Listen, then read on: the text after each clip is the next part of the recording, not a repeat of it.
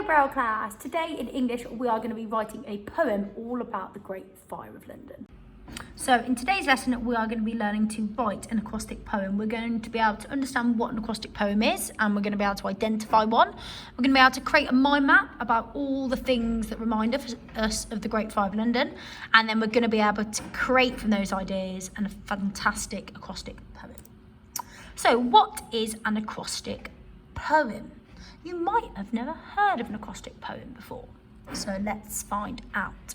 An acrostic poem is a type of poetry where the first, last or other letters in a line span out a particular word or phrase.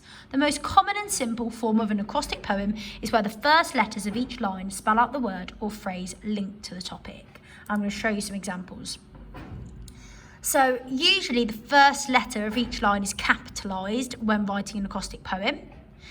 It usually is written down the page vertically to make it easier to see what the topic of the poem is going to be.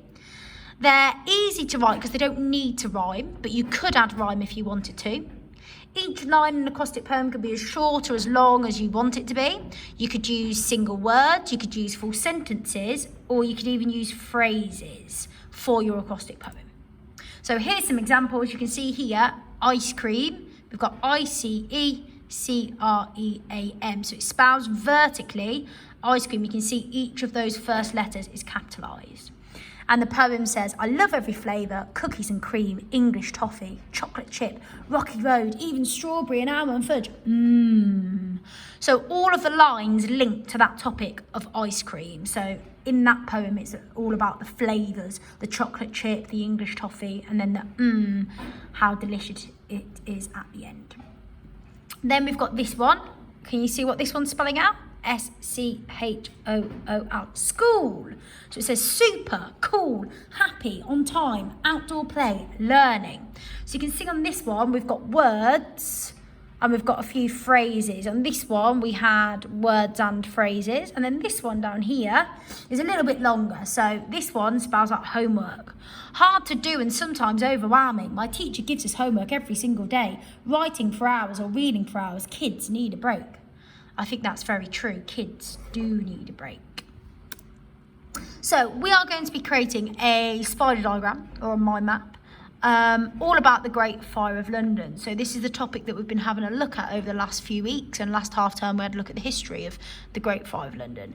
So I want you to write down everything about the Great Fire of London that you know. I want you to think about what could you see, what could you hear, what could you feel, what could you smell, what could you taste, using those senses in the Great Fire of London. So imagining you were there at the time and thinking about things that were happening, like the fires burning stronger and stronger, the wind blowing the fire towards your house, people in the streets screaming, crying, people getting on boats on the River Thames, people burying their items. Remember, Samuel Pepys buried his cheese. So I've got some pictures just to remind you of what was happening, and then you can mind map or spider diagram what you can see and thinking about the things that you already know about the Great Fire of London. So here's one of the pictures. And remember, you can pause the video if you want to. You can write down things you can see. Here's the next picture. So you can see here the fire burning everything down, the bright colours, people running away from the fire. Remember, pause the video if you want to write down some of those things. You can see here the boats trying to put out the fire, people trying to get away with their things, get away from London. So again, you can write down all of the things you can see in these pictures. Think about how the people were feeling during that time. Remember, pause that video. And another one here, again, you can see people running with their goods, with their items, with their things. See if I can get a bit closer so you can see. There we go. Trying to get away, smoke, black smoke in the air. Buildings crashing to the floor. Remember, pause that video and then you can write some more. So I want you to see whether you can create a mind map. You've had a little look at those pictures and hopefully they've brought back some of the things that we've learned over the last few weeks and reminded you of them. So see if you can write down everything that you can think of that reminds you of the Great Fire of London. So pause the video now and spend the time. You need to make sure it's nice and detailed, because when we're looking at our acrostic poem, we're going to be using what we've put down in our mind map to help us. So hopefully you've had some time to create your mind map and you've got that now. Now we're going to be using those ideas to help us. So for your acrostic poem, you could do fire. So you can see here, I've capitalised the first letters. And now I need to think of words, phrases or sentences that begin with that letter. And it's got to be linked to the Great Fire of London. Okay, so you could do it on fire. So here's an example of where I've used keywords: flames, intimidating, raging, explosions. So you can see here, I'm not writing the F again for flames because I've already got that. That's a mistake that lots of children make. So I've already got the capital F. I'm writing the rest of that word. And all of those things link to the fire. So I'm not going to have flowers, okay? Because flowers are not linking to the Great Fire of London. The words or the phrases or the sentences that you make need to link back to that topic of fire. They need to link back to the topic of the Great Fire of London. You could have phrases. So I've put here some phrases, so 2-3 words, rather than just one keyword. And again, it's all linked to the fire. So we've got ferocious flames, using that adjective, ferocious. Items being buried, running away, everybody panicking.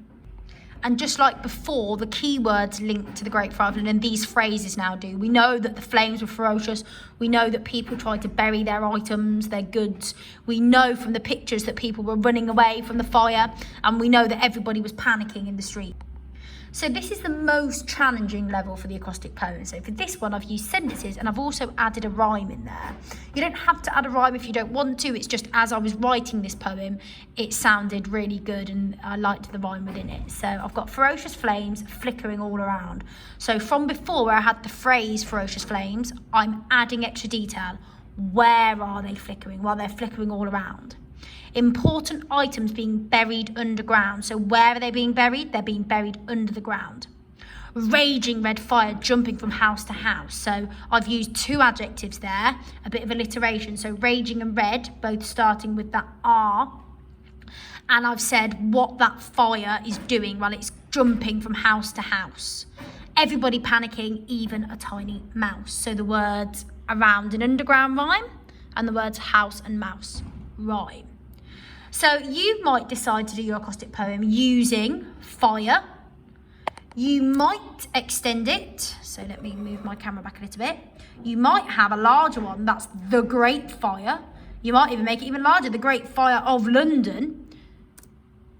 You might link it with an actual fire. So you've got burning, flames. But again, I want you to link it back every time to the Great Fire of London, because that's our topic that we're having a little look at. So you can see whether you can write it using keywords, phrases, or sentences if you want to challenge yourself. So I've got some here. Fire spread from house to house. In every direction people ran. Raging flames grew higher and higher, eventually dying down, leaving ash. So you can see here they've done the acrostic poem linked to fire. This one's a really nice one. This is an example of a child's work, and it's Pudding Lane. So we know that the fire started in Thomas Farriner's bakery on Pudding Lane.